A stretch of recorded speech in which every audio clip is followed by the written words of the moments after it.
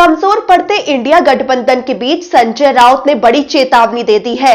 साथ ही गठबंधन के नेताओं को क्या सलाह देती है आपको बताते हैं।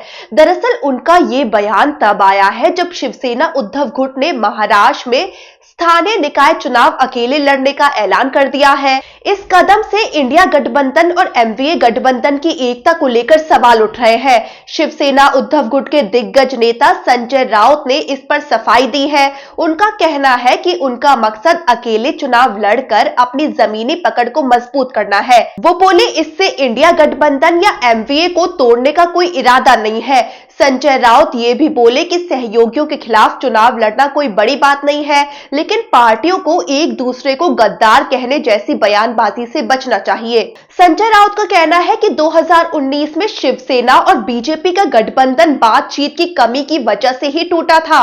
उनका कहना है कि अब अगर इंडिया गठबंधन में भी ऐसा हुआ तो नतीजे बुरे होंगे।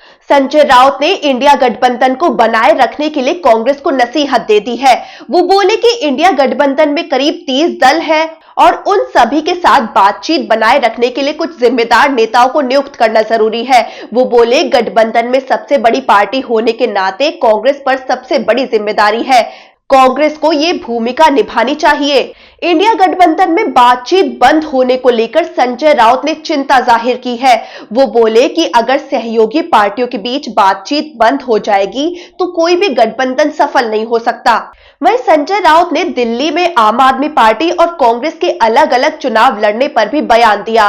वो बोले एक दूसरे के खिलाफ चुनाव लड़ने में कुछ भी गलत नहीं है। जैसे दिल्ली में आम आदमी पार्टी और कांग्रेस, इसी तरह महाराष्ट्र के निकाय चुनाव में हमने अलग लड़ने का फैसला लिया।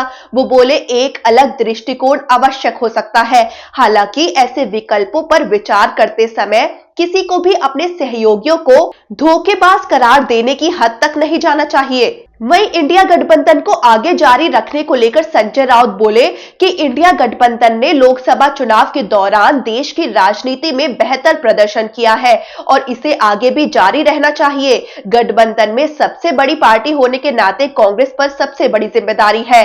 कांग्रेस को सब दलों से बातचीत बनाए रखने की भूमिका निभानी चाहिए।